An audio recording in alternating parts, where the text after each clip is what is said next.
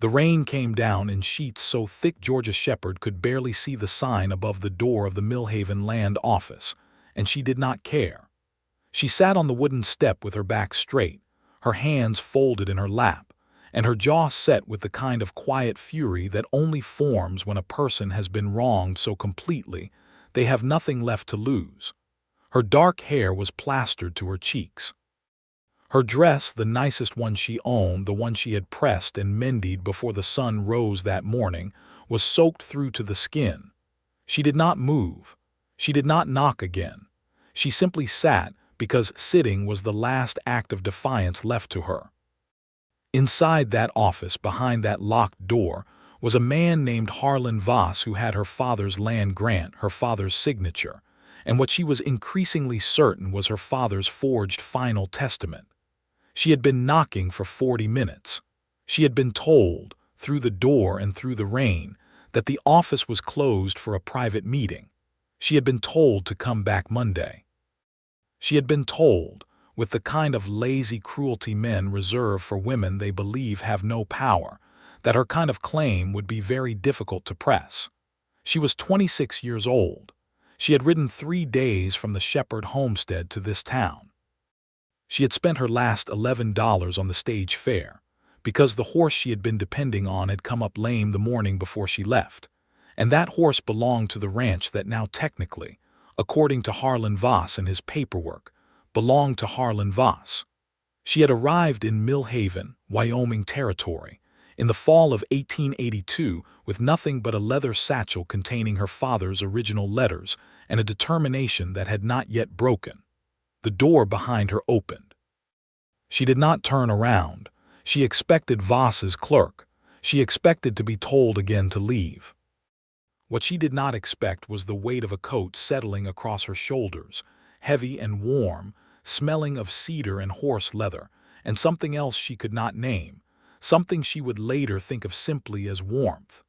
She turned her head and looked up, and the man standing in the rain above her was not the clerk. He was tall. That was the first thing she registered with her mind, though her body registered something else entirely, something she immediately pushed down because she was too angry and too cold and too pragmatic to entertain it. He was tall and broad-shouldered, with dark brown hair that the rain had darkened further, and eyes the particular shade of gray that skies turn right before a storm breaks and changes everything. He was looking at her with an expression she could not quite categorize, not pity, not condescension, not the impatient irritation of a man who wanted her to move along. It was something quieter and more unsettling than any of those things. It was recognition. As if he had been expecting to find someone exactly like her, sitting exactly like this, and had brought the coat for precisely this reason. "You look like you have been here a while," he said. "I have," she replied. He stood there for a moment in the rain without his coat, in his shirt sleeves, as if he felt none of it. Then he turned and looked at the closed door of the land office, and something passed over his face that was sharp and brief and dangerous, and then it was gone. "I have a meeting inside," he said. "I am Frederick Redmond." She stared at him. Every rancher, every homesteader, every land attorney from Cheyenne to the Montana border knew that name. Frederick Redmond owned the Red Crown Ranch, 40,000 acres running along both sides of Crooked Creek, the largest cattle operation in the entire territory. He was one of the most powerful men in Wyoming. He was, by most accounts, the last person on earth who should be standing in the rain offering his coat to a woman with a disputed land claim. "I know who you are," she said carefully. "Then you have me at a disadvantage," he said. "I do not know who you are, but whoever you are, I know Harlan Voss, and I know that if you are sitting in the rain outside his locked door, you are almost certainly telling the truth about something he does not want documented." Georgia Shepard pulled the coat tighter around her shoulders and made a decision. "My name is Georgia Shepard," she said. "My father was Clement Shepard." He filed a homestead claim on 480 acres in the Crooked Creek Valley 8 years ago under the Homestead Act. He built a house. He built a barn. He put in a well and fenced 200 acres and planted a kitchen garden and kept cattle. He died 3 months ago of a fever, and within 6 weeks Harlan Voss appeared with a bill of sale that has my father's signature on it, claiming my father sold him the land for $200 before he died. My father did not sell that land. He would never have sold it. He could not read or write his own name, Mr. Redmond, and Voss knows that, and I believe that is precisely why Voss chose him. Frederick Redmond went very still. The rain came down between them like a curtain, but neither of them looked away. "Come inside," he said quietly. "There is a meeting I am about to have with Voss that just became significantly more interesting." She knew, in that moment, that she was stepping into something complicated. She knew that a man like Frederick Redmond did not offer his coat and his intervention without a cost somewhere down the line. She knew the Wild West did not run on kindness alone. But she was cold and she was furious, and her father's land was being stolen by a man with a forged signature.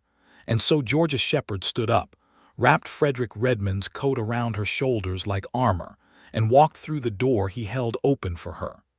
She did not know then that she would never give that coat back. She would not give it back because by the time she understood what it meant that he had brought it to her, she would understand a great many other things as well. Things about Frederick Redmond that his reputation did not contain, things about herself that she had never had occasion to discover, and things about what it means when a person sees you clearly in the worst moment of your life and comes out to meet you there. But that came later. The meeting with Harlan Voss came first. The land office smelled of tobacco and mildewed paper, and the particular sourness of bureaucratic corruption that Georgia had learned to identify over the past 3 months of dealing with county clerks who smiled too easily and looked away too quickly. Harlan Voss was a man in his 50s with a wide, flushed face and the pale, soft hands of someone who had never worked the land he profited from.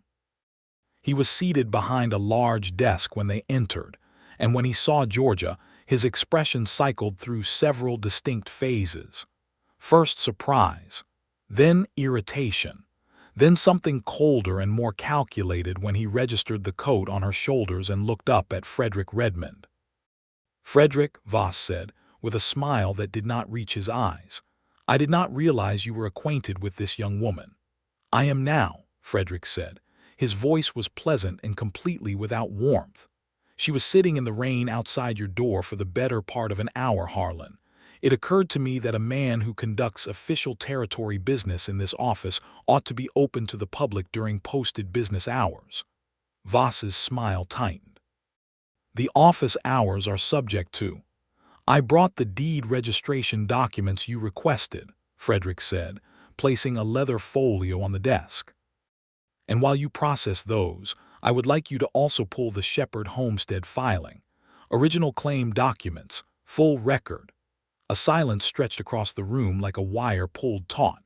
"That matter is already settled," Voss said carefully. "Then it should be very easy to pull the documents," Frederick said. He sat down in the chair across from Voss as if he owned the room, which, Georgia was beginning to understand, was simply how he occupied every room he entered. He did not look at Georgia, but she had the distinct sensation that he was exquisitely aware of exactly where she was and exactly how she was holding herself. "Miss Shepard, if you would like to take the other chair." "It appears we are going to be here for a short while." Georgia sat. She kept the coat on. She placed her leather satchel on her lap and opened it and produced her father's letters, the ones he had dictated to the traveling Methodist minister who had come through the valley twice a year, the ones with dates and descriptions of the land that matched the original Homestead Act filing to the inch. She laid them on the desk. Voss looked at them. He looked at Frederick. He looked at Georgia with an expression that she had seen before, from men who believed that if they simply waited long enough, a woman would become exhausted and go away. Georgia Shepard did not go away. What happened in that office over the next 2 hours was not violent, and it was not simple, and it was not the clean, righteous victory of a story where good defeats evil with a single decisive blow. It was the grinding, documented, methodical work of exposing a lie through its own inconsistencies. It was Frederick Redmond, who turned out to have a mind like a steel trap and a lawyer's instinct for paperwork, pointing out that the bill of sale Voss had filed bore a date that fell during a period when Clement Shepard, according to his own attending physician's notes that Georgia produced from her satchel, had been bedridden with a fever of alarming severity. A man confined to his bed, who could not write his own name, had not traveled to a land office to sign a bill of sale.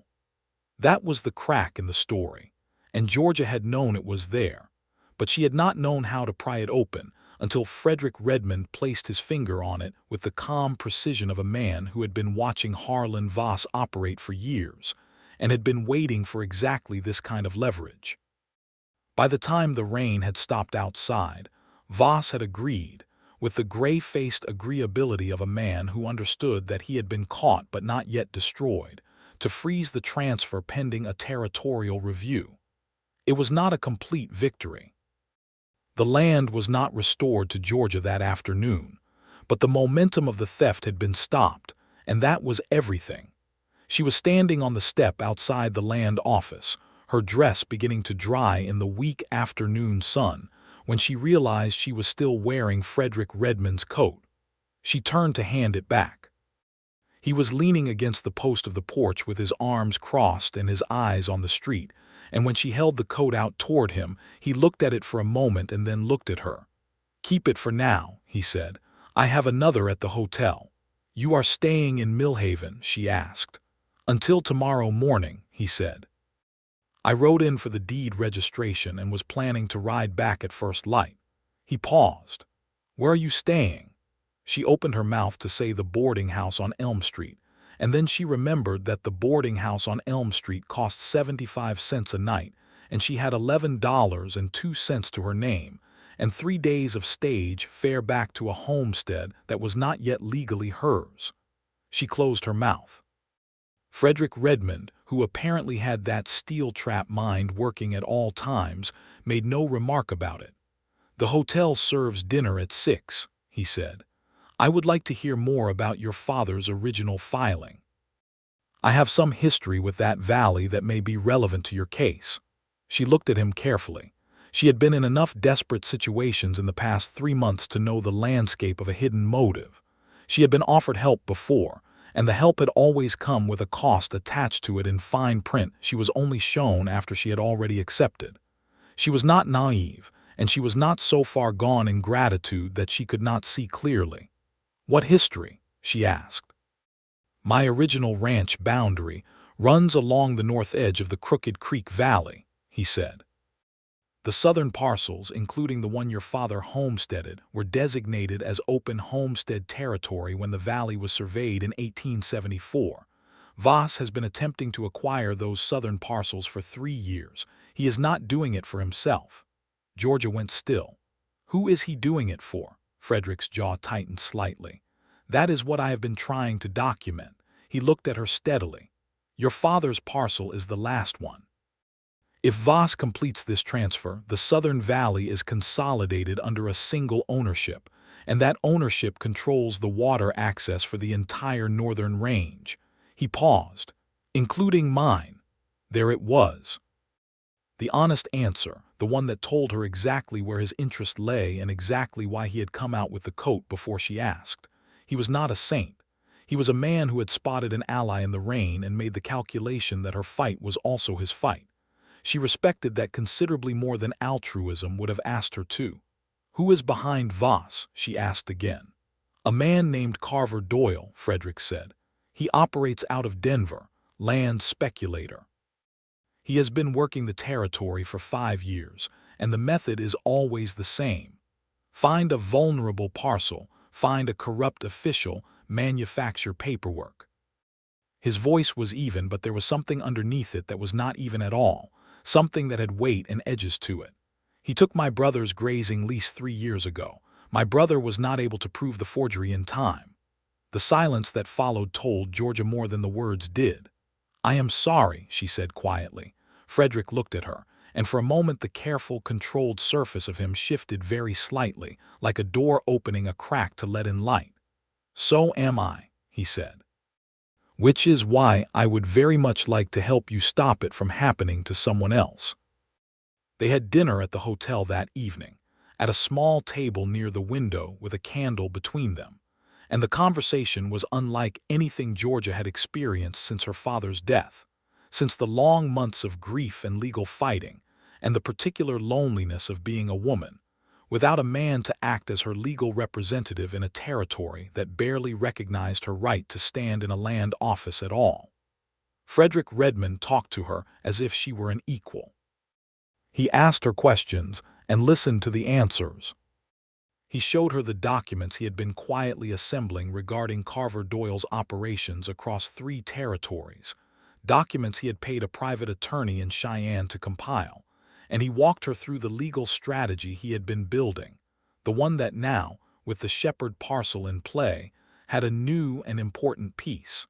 She told him about her father, about the 8 years of building the homestead, about the way Clement Shepard had talked about that land as if it were a living thing he was in a partnership with, about how he had taught himself to recognize the specific shade of green the grass turned in the spring along the creek bend where the water ran shallow over flat stones, and how he had said, every year without fail, that he could not imagine being anywhere else.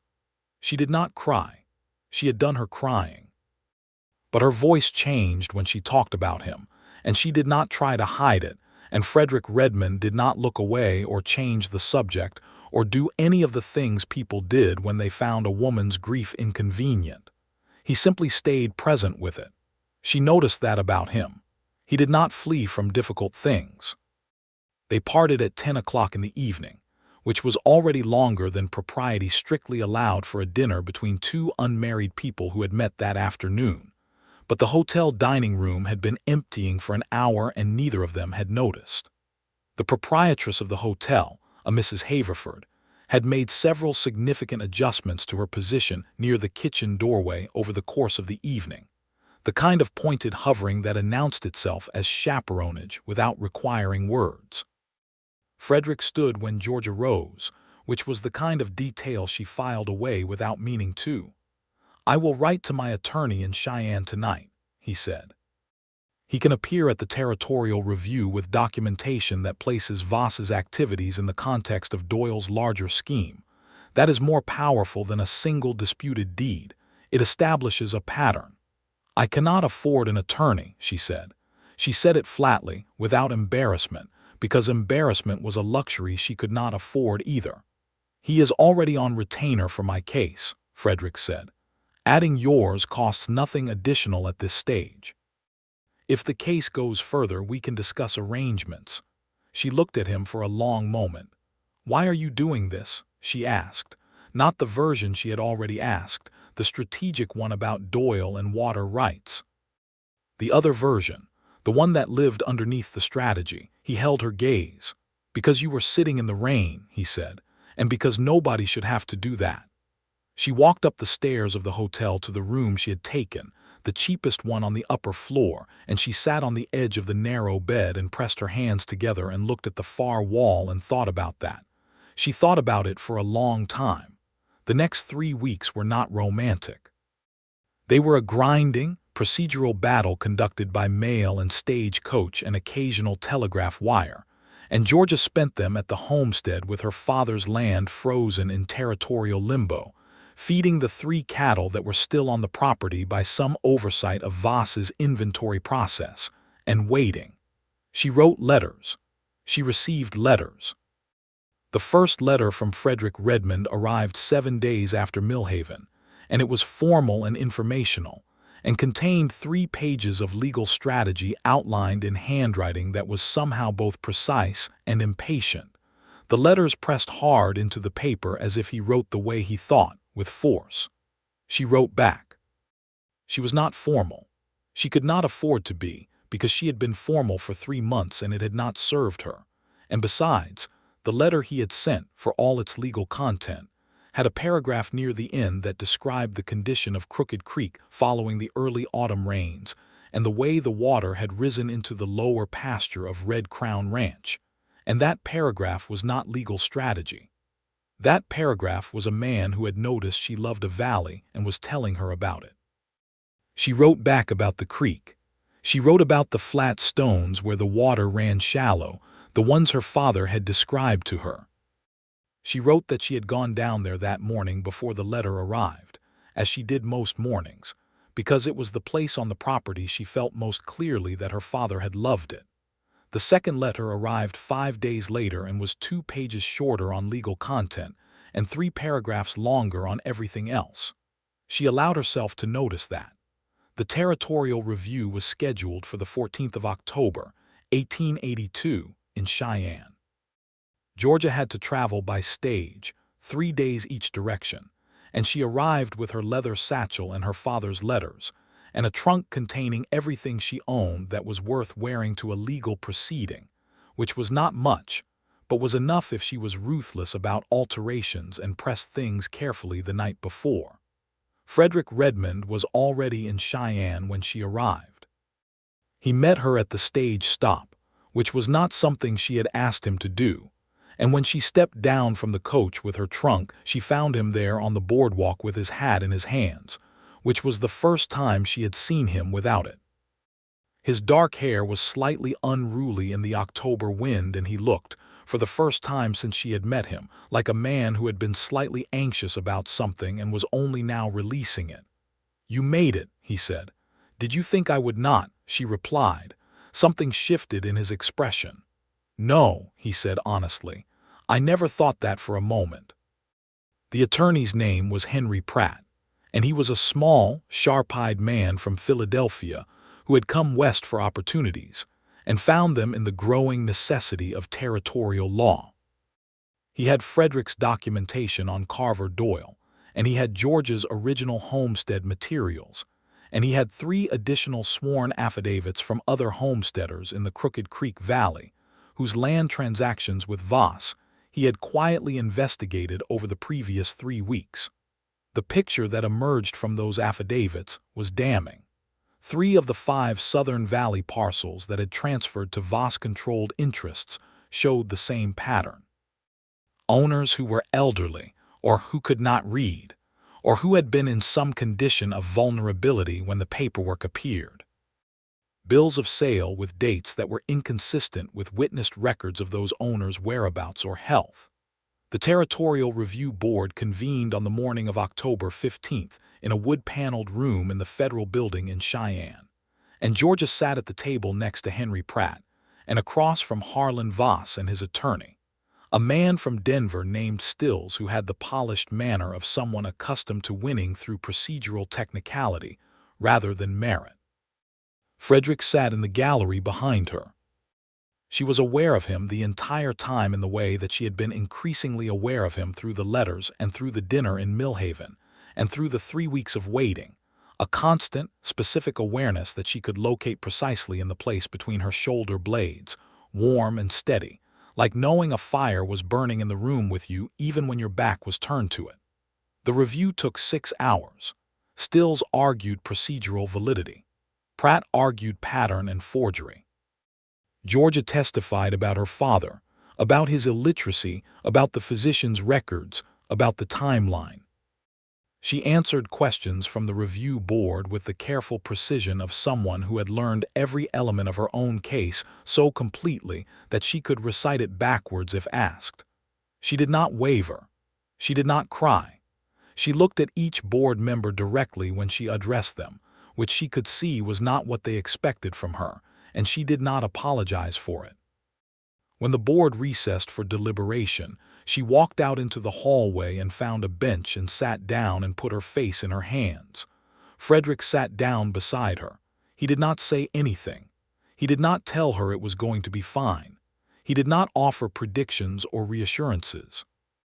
He sat there with his forearms resting on his knees and his presence solid and real beside her, and after a moment she straightened up and breathed. "I cannot tell what they thought," she said. "The chairman asked the question about the physician's timeline 3 different ways," Frederick said. "He was checking for inconsistency in your answer, not in the documents. When your answer was consistent all 3 times, he made a note." She turned to look at him. "You were watching his notes."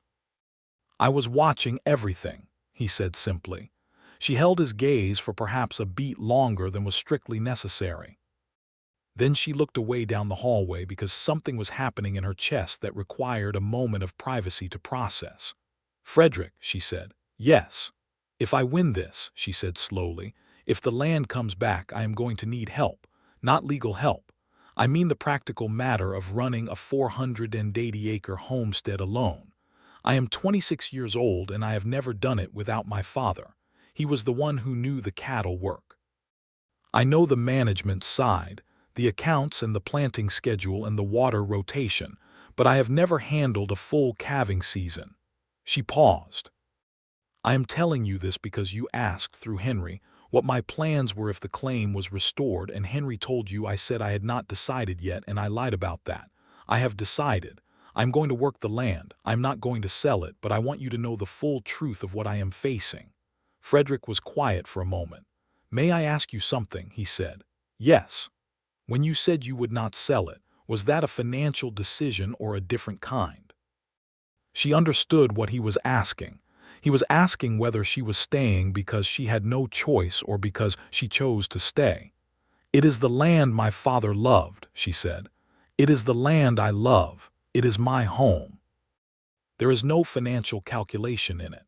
Frederick looked at his hands. "My ranch shares that creek," he said carefully. "The northern boundary of Red Crown comes down to within half a mile of your south fence line. My operations manager has been working the valley for 15 years.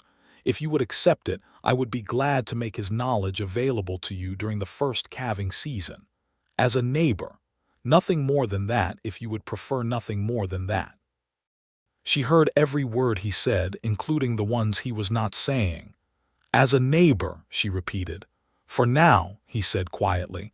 He was not looking at her. He was looking at the end of the hallway. She said nothing for a moment. Then, "That is a very careful answer. I am a very careful man." "Are you?" she said. "Because you came out into the rain with your coat before I asked you for it." He turned and looked at her then fully, and there was nothing careful in his expression at all. The board came back at 4 in the afternoon. The Shepard homestead claim was restored. The transfer to Voss-controlled interests was voided as fraudulent. The Territory referred the case to federal authorities for further investigation of Carver Doyle's operations. Harlan Voss retained his position pending that investigation, which Georgia found infuriating, but Henry Pratt told her that the investigation itself would take care of Voss in time. Henry Pratt was right, as it turned out, but that was several months later. In the hallway outside the hearing room, Frederick Redmond extended his hand to her. She looked at his hand and then she took it and they shook, formally, like business partners, which was what they were, and which was absolutely not the whole of what was happening, a fact that both of them were fully aware of and neither of them addressed in that moment, because the moment was not the right one. There would be a right moment. Georgia was beginning to understand that about this man. He understood timing. She returned to the homestead in the last week of October with her legal title restored, and her leather satchel worn thin from constant use, and the particular exhaustion of someone who has been fighting for months and has finally stopped. The land looked different when she came back to it as the legal owner. It looked smaller somehow, and also more real. The fence lines and the well, and the house with its 2 rooms and its fireplace, and the barn with its smell of hay and old wood. Her father had built all of it, piece by piece, over 8 years, and it was hers now, and she stood in the yard for a long time in the October cold and let herself feel all of it. She cried that evening, alone in the house with the fire going, and it was not the sharp, furious grief of the past 3 months. It was something older and quieter, the grief that had been waiting behind the legal fighting, the grief of missing her father in a house that still held the shape of his presence. She put it down, eventually. She made tea. She wrote 3 letters, one to Henry Pratt thanking him, one to the chairman of the review board formally, and one to Frederick Redmond, which took her 4 attempts to begin, because she could not find a register that was neither too formal nor too transparent, and eventually she gave up trying to find it and simply wrote honestly. She wrote that the land was restored and she was home, and that she had stood in the yard until it was too cold to stand there any more, and that she missed her father acutely, and expected to miss him for a very long time. She wrote that she was grateful for his help in a way that she found difficult to put into words, without sounding either inadequate or excessive. She wrote that if the offer of his operations manager's expertise during calving season still stood, she would be glad to accept it. And then she wrote one more sentence and sealed the letter before she could take it back. The sentence said, "I find that I think about Crooked Creek differently now that I know you walk along the same water." He arrived in person 11 days later. He did not send a letter first. He simply rode south along the creek from Red Crown Ranch on a Monday morning in early November with his operations manager, a weathered Scotsman named Angus McCready, who knew more about cattle than anyone Georgia had ever encountered, and a packhorse carrying enough fence wire to complete the section of south boundary that had gone unmended while the property was in Voss's hands. Georgia was in the yard when they rode up. She was in her working clothes, her hair in a braid, and she was carrying a bucket, and she was not in any condition to be seen by a man she was attempting not to be obvious about, which was what she told herself firmly while her heart performed a maneuver she chose not to identify. Frederick dismounted and took his hat off, which she had now catalogued as his specific habit around her, the hat coming off in a gesture that was not quite a bow but contained the energy of one, and he said, "I hope this is not an intrusion. I intended to ride ahead, but I found I was ready to ride before I was ready to write." She looked at him steadily. "No intrusion," she said. "How long can you stay?" "Angus can stay as long as you need him. I have to return to Red Crown by Wednesday. There is a feed contract I need to sign before the end of the week." "Then you will stay through Wednesday," she said, in a voice that was completely even. "If that is agreeable," he said. "It is agreeable," she said. Angus McCready had the diplomacy of a man who had spent 15 years working for a perceptive employer and had learned precisely when to occupy himself elsewhere. By the time Georgia and Frederick had walked the fence line of the south boundary together, which took most of the afternoon because she wanted to understand every foot of it, and he was the kind of man who answered every question completely and without impatience, Angus had already identified and categorized the repairs needed and had begun on the most critical section. They walked along the creek in the late afternoon, the November light thin and golden, the water lower than it had been in October but still clear over the flat stones. Georgia bent down and picked up a stone from the creek bed, a flat, dark one the size of her palm, and turned it over in her hands. "He used to bring these back to the house," she said. "He said they were river letters, that the water wrote on them." Frederick stood beside her close enough that she was aware of the warmth of him in the cold air. "What did they say?" he asked. She looked at the stone. "He could not read them," she said. "That was the point. He said the creek was telling him things he was not smart enough to understand and that he appreciated the humility it gave him." Frederick was quiet for a moment. Then he said, "He sounds like he was a remarkable man." "He was ordinary in the best possible way," she said. "He did one thing. He came here and he loved this land and he built something on it and he stayed. That was his whole life. He never wanted anything bigger than that." She looked up and found Frederick watching her with an expression she had not seen on his face before, open and undefended, a kind of witnessing that felt almost too intimate for the November air between them. She looked back at the creek. "You did not inherit his smallness," Frederick said quietly. "You went to Cheyenne. You fought a territorial board. You sat in the rain outside a locked door and refused to leave. I inherited his stubbornness," she said, "and his attachment to this particular piece of ground. Those are good things to inherit." She was acutely aware that they were standing very close together, close enough that if she turned her head she would be looking directly at the line of his jaw, and that the creek was running quietly over the flat stones, and that the sun was going down, and that she had written him a sentence about thinking about this water differently because he walked along it. She turned her head. He was already looking at her. "I received your letter," he said. "I know," she said. You did not write back about that particular sentence. No, he agreed. He was very still. I came instead. Something shifted in the air between them, a pressure change, the way weather shifted before a storm. Frederick, she said.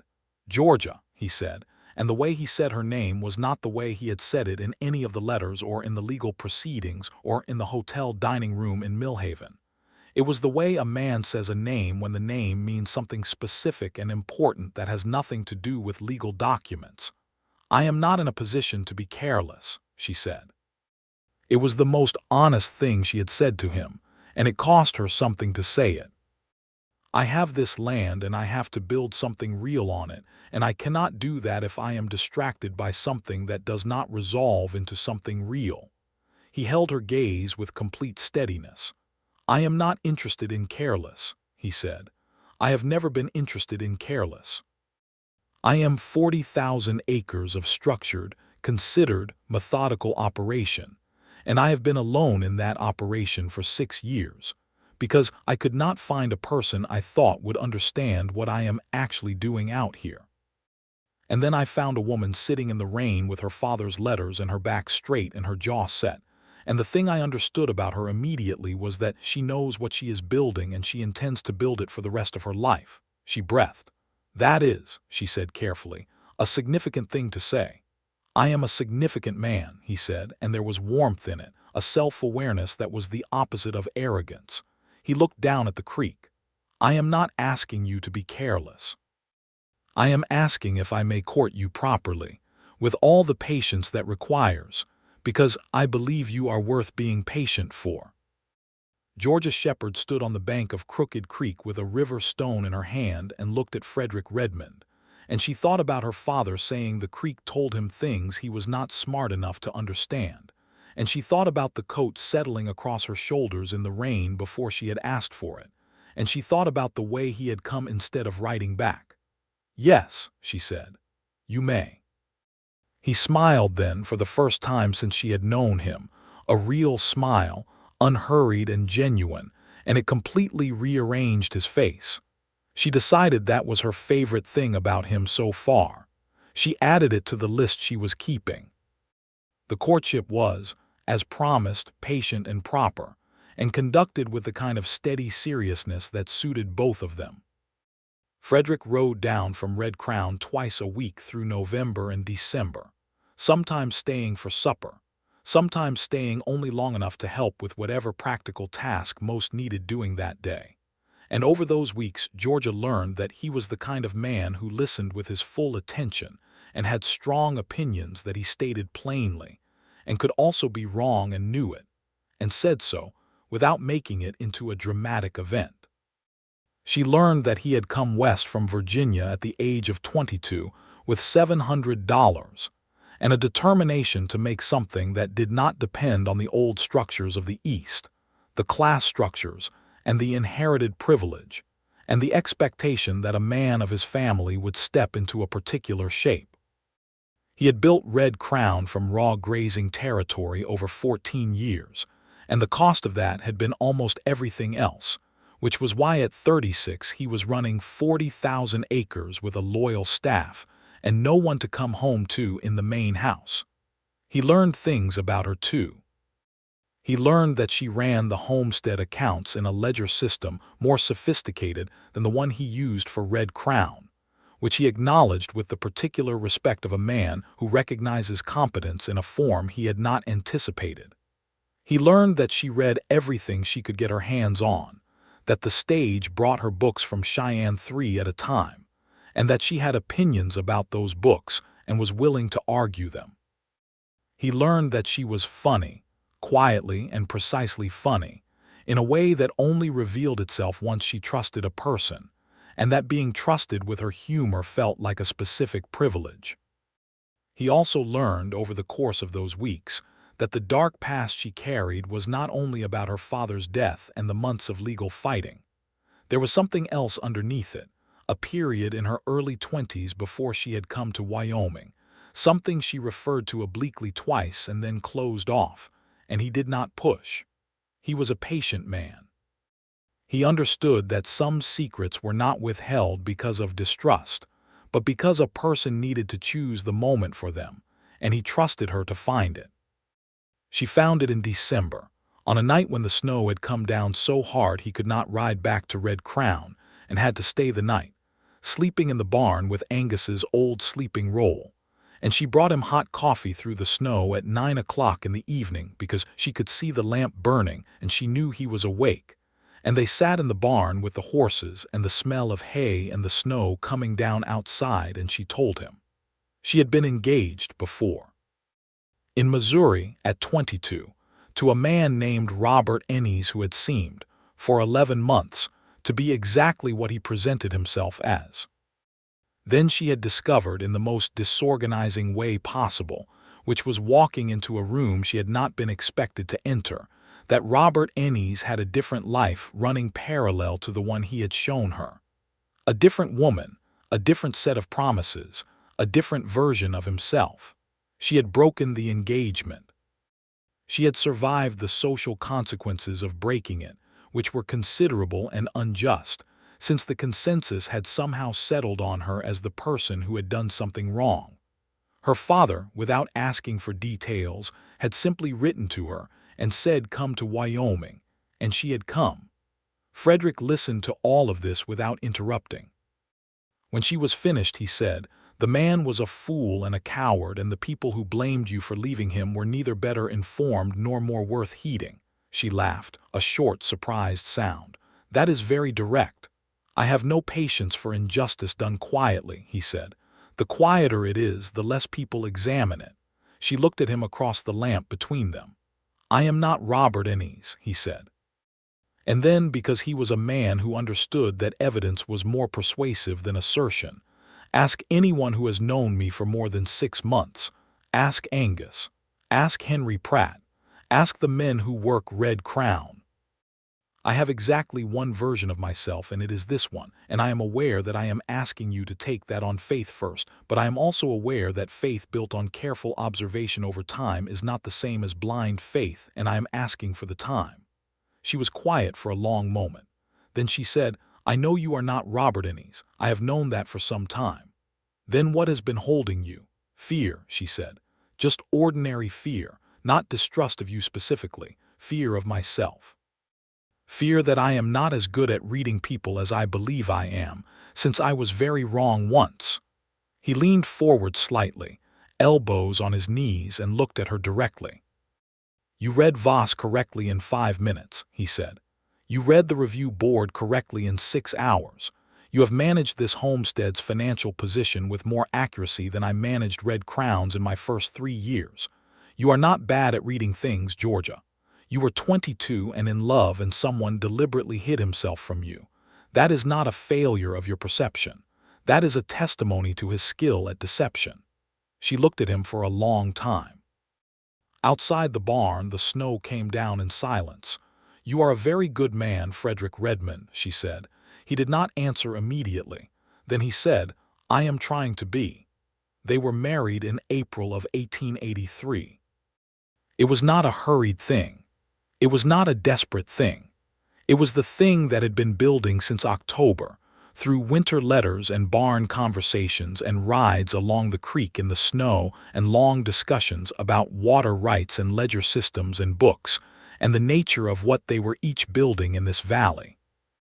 By the time Frederick asked her formally, on a March evening in the sitting room of the homestead with his hat in his hands and his voice carefully steady, she had already been certain for 6 weeks. She said yes before he had finished the sentence, which made him laugh, that real unhurried laugh, and it was still her favorite thing about him. The wedding was small. Henry Pratt rode up from Cheyenne. Angus MacCready stood as witness. The minister was the same traveling Methodist who had written Clement Shepard's dictated letters, an elderly man named Reverend Tobias Cole, who had known her father and wept quietly during the ceremony in a way that felt entirely right.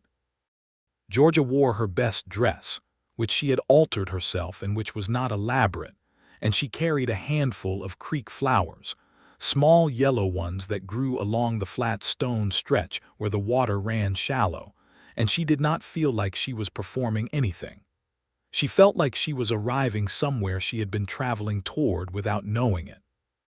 They said their vows in the yard of the Shepard homestead, which was what she had wanted, because it was her father's land and it was her land and she wanted it to hold this too. Frederick's hands were warm around hers and steady, and when the Reverend pronounced them married, he looked at her with those storm-gray eyes, and she had the complete and grounded certainty of something that fits exactly. They had made a practical agreement about the properties.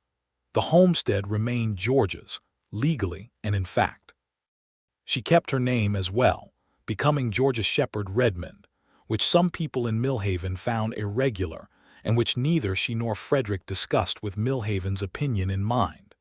Red Crown Ranch was Frederick's, but they operated both properties as a single enterprise, because the creek ran between them and the geography made it sensible, and because both of them were practical people who understood that the land and the love were not separate concerns.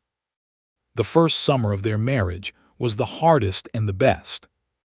It was hard because calving season arrived before the warmth did, a brutal March cold snap that threatened the new calves, and Georgia learned fast and completely from Angus and from the sheer necessity of the thing, and Frederick worked beside her through nights of it when neither of them slept more than 3 hours. She discovered in those nights that marriage to this particular man was nothing like what she had feared marriage might be, which was the slow erosion of herself. It was instead a kind of doubling, two people with two full sets of capability working alongside each other and being made more capable by the proximity, not less. It was the best because of everything else. Because in the evenings when the work was done, they sat on the porch of whichever house they happened to be at, alternating based on what needed doing, and talked.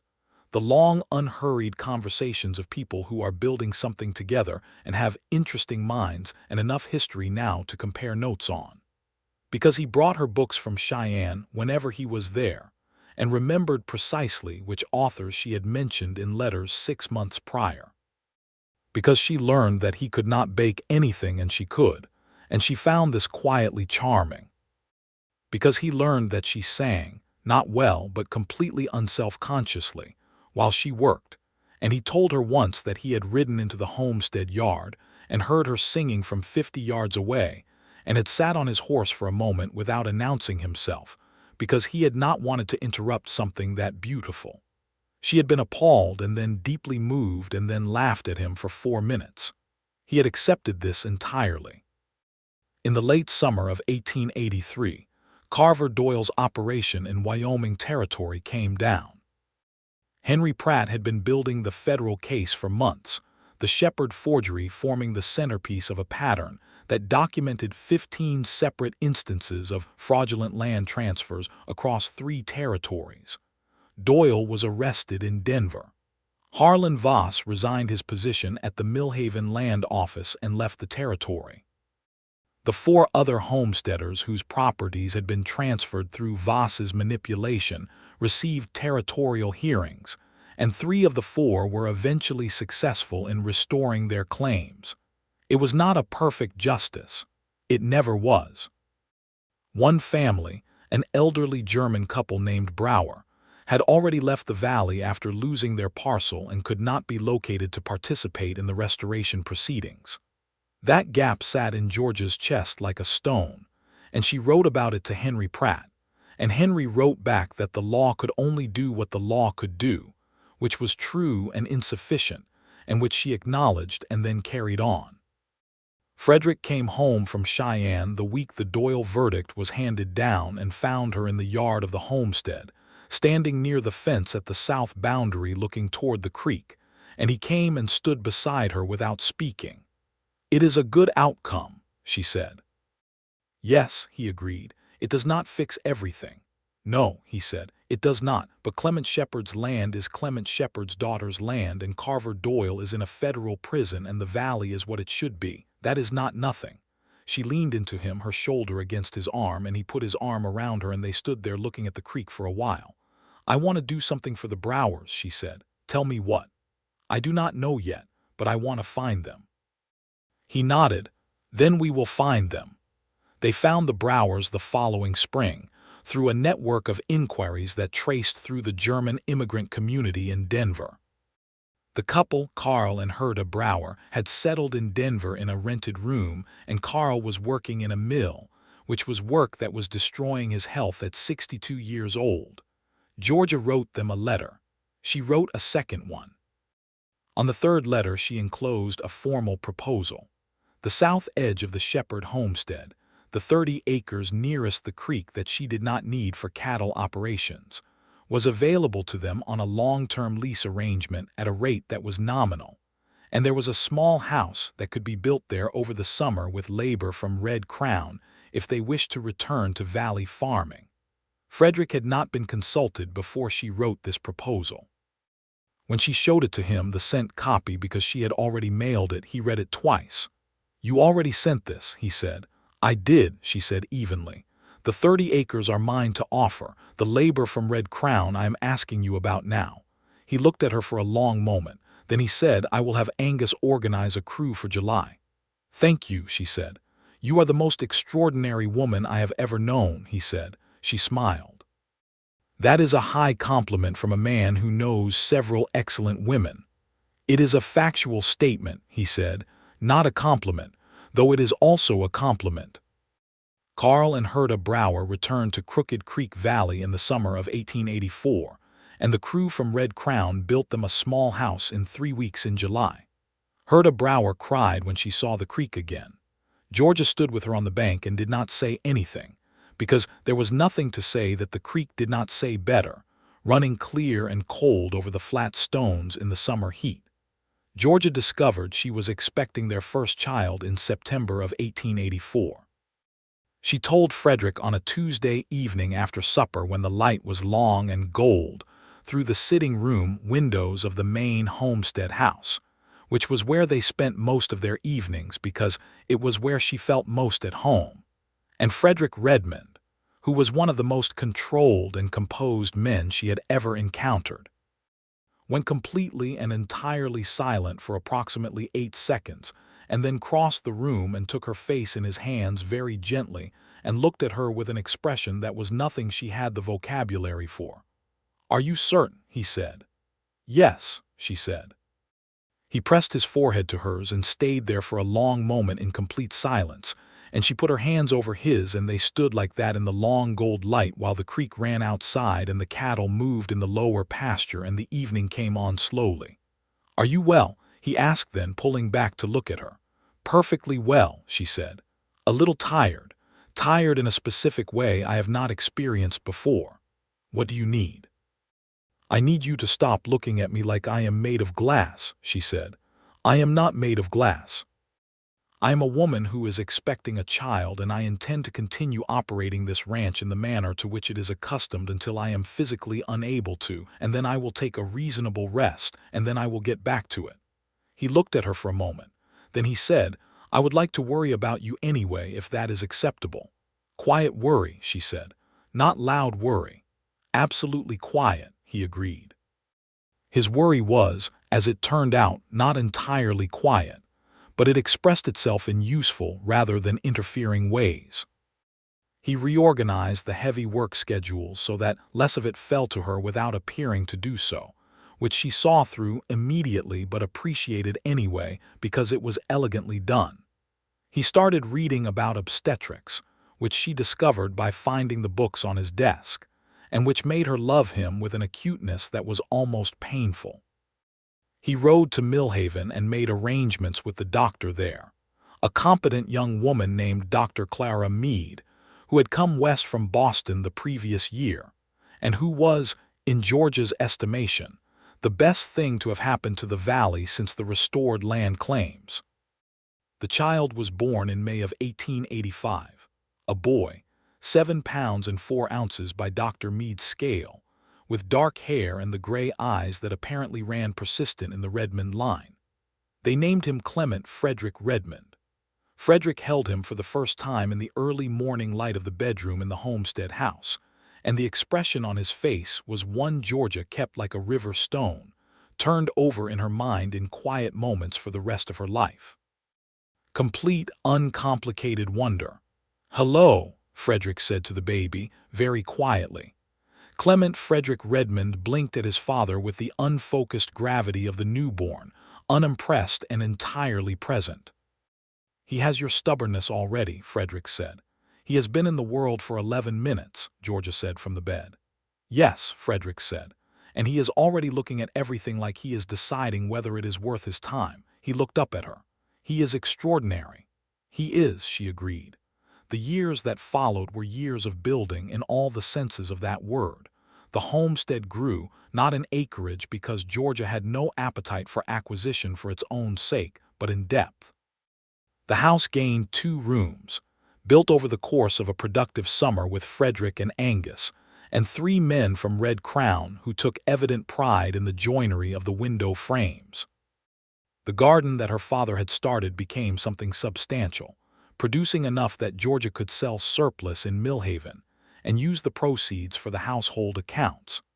The cattle operation found its rhythm with the guidance of Angus in the early years, and then with Georgia's own accumulated experience, which was thorough and practical and organized in the ledger system that Frederick had once called more sophisticated than his own, a compliment he repeated freely to anyone who asked. Red Crown Ranch, in those years, expanded its operations significantly. Frederick had a natural instinct for the evolving cattle market and the shifting requirements of the railroads as they pushed further west and north, and his ability to read those patterns and position Red Crown accordingly meant that the ranch became increasingly prosperous in ways that were, in Georgia's private assessment, somewhat daunting in their scale. She told him this once, directly. She said she was aware that she was married to a man of considerable wealth, and that this did not change her fundamental orientation toward the homestead, which was that it needed to sustain itself by its own efforts and not be propped up by Red Crown's prosperity. He understood this immediately and completely and told her so and never raised it again. This was one of the things she loved most about him. He understood the things that mattered to her without requiring them to be explained twice. Their second child was a daughter. She arrived in the autumn of 1887, smaller and louder than her brother from the first minute, with Georgia's dark hair and what Dr. Meade, who was now a friend as well as a physician, called an entirely confident worldview. They named her Alina Rose Redmond. She was called Ellie from approximately the second week and was running by 10 months, and had strong opinions about everything from the moment she had sufficient language to express them, which she acquired early and deployed constantly.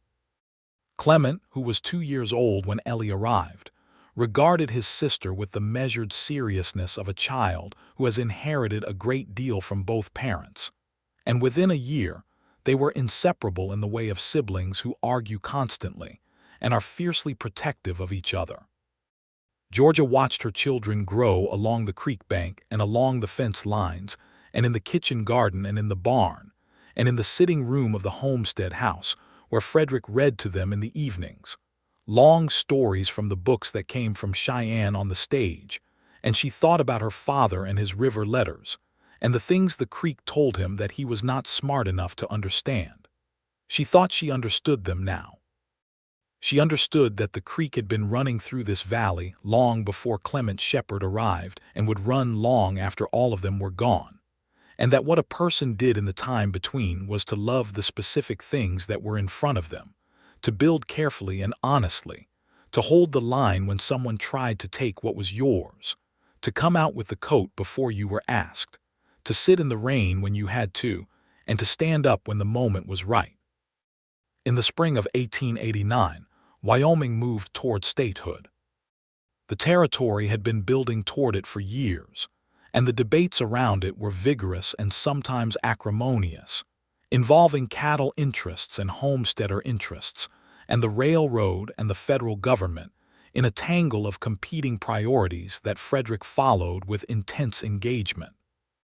Georgia followed it too, and when the Wyoming Constitution was being drafted, she attended the public meetings in Millhaven and later in Cheyenne, and made her views known on the matter of women's suffrage, which Wyoming Territory had granted to women back in 1869, and which the Constitutional Convention was debating whether to retain.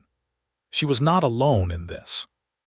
The women of Wyoming Territory had been voting and serving on juries for 20 years, and they had no intention of surrendering that right for statehood.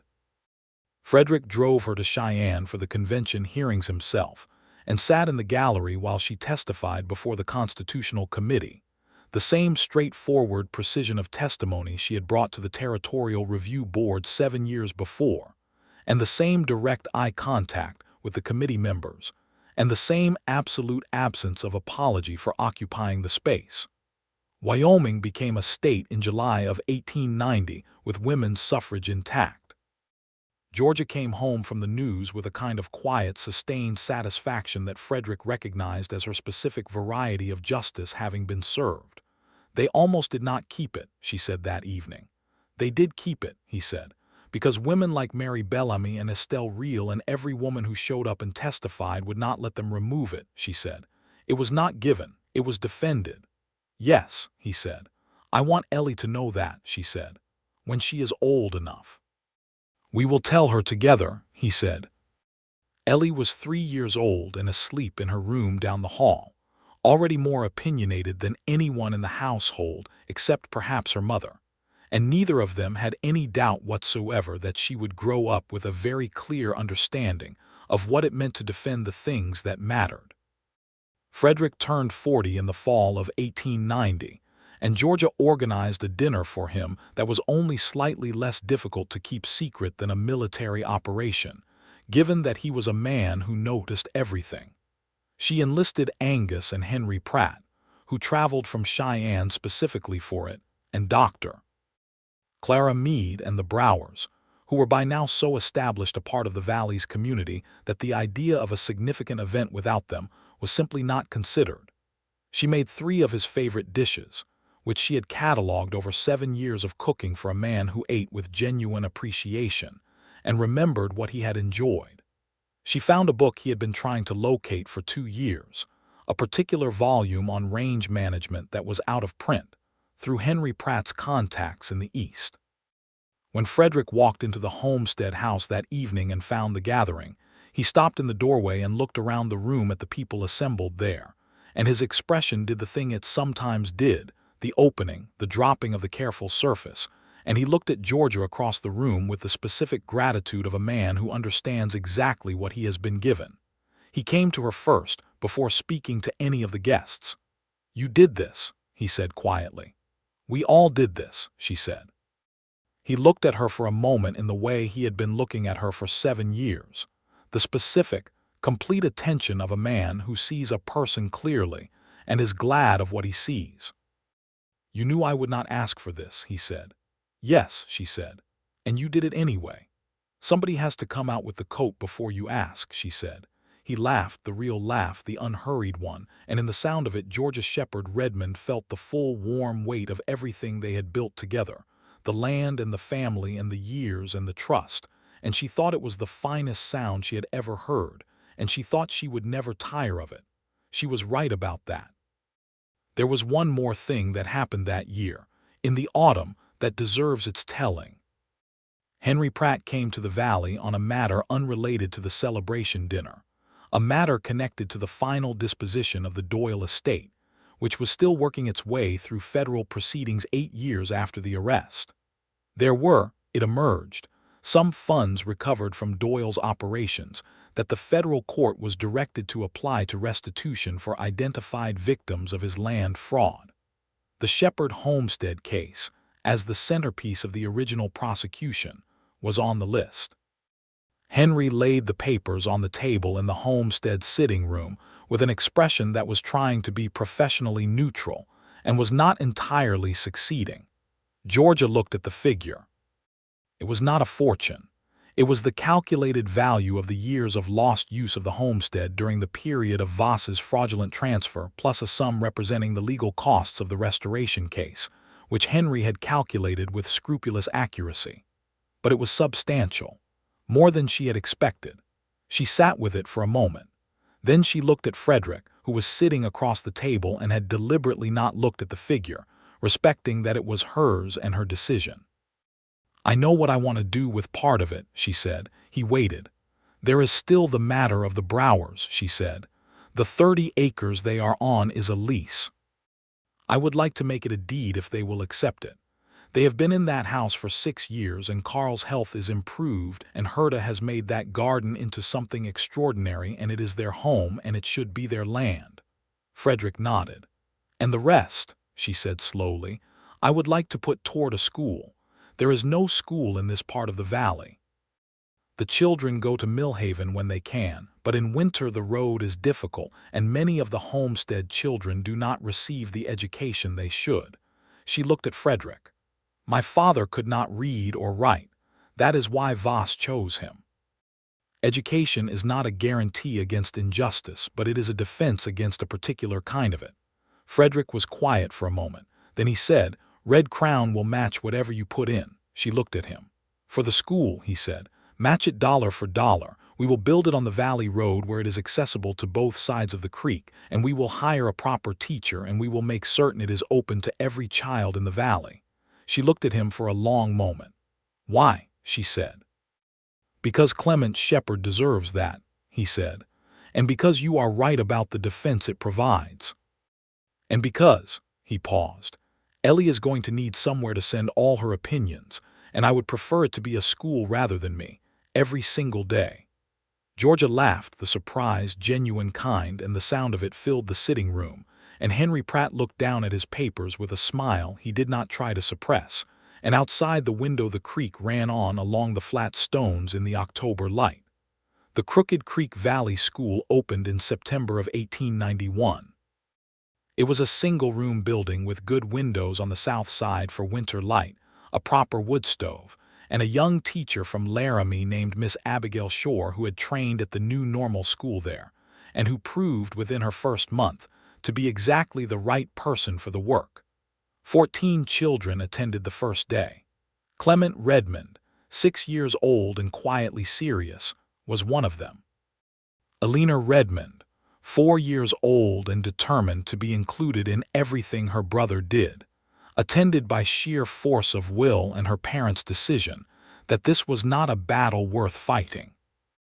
Carl Brower attended the opening of the school and stood in the back of the room and looked at the south-facing windows and the rows of small desks and said nothing for a while. Then he said, in his careful, accented English, that when he and Herta had lost the parcel and gone to Denver, he had thought he had come all the way from Germany to the New World, and the New World had not been what it promised. He had thought sometimes about what the promise of it was and whether it was real.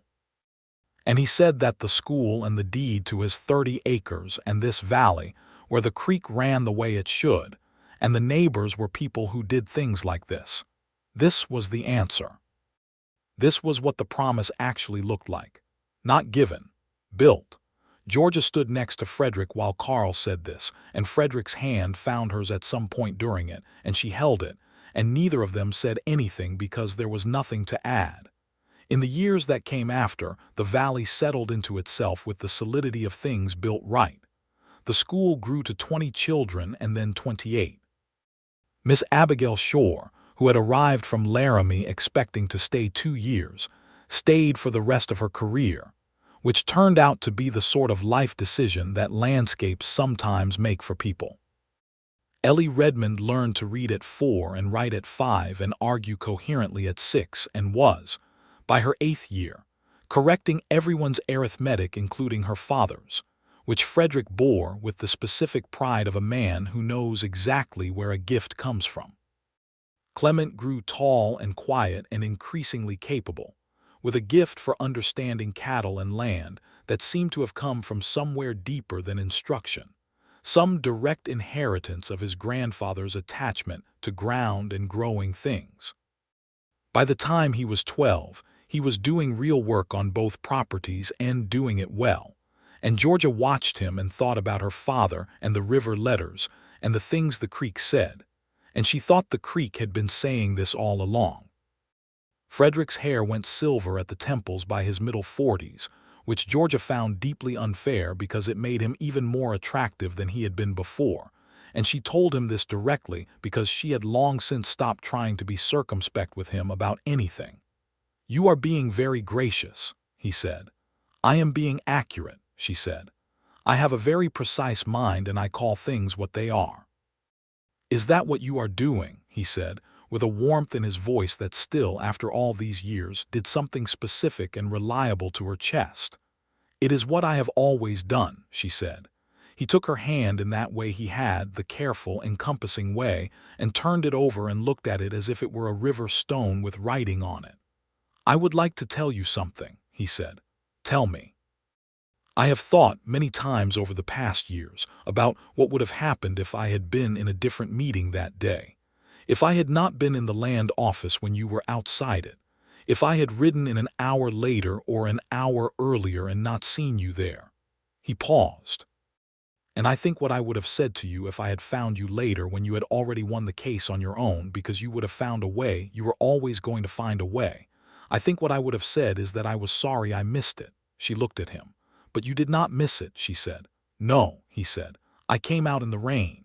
"Before I asked you to," she said. "I would have come out even if it had been 10 years later," he said. "I would have come out because you were there." "Do you understand what I mean by that?" She understood exactly what he meant by that. She had understood it for a long time. In the way you understand river letters once you have lived long enough beside the water to have learned the language. She had been 26 years old, sitting in the rain with her back straight and her jaw set and her father's letters in a leather satchel, and nothing left to lose and everything left to fight for.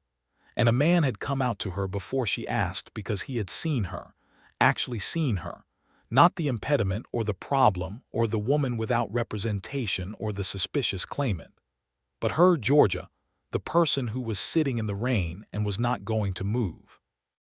And that had been the beginning of everything.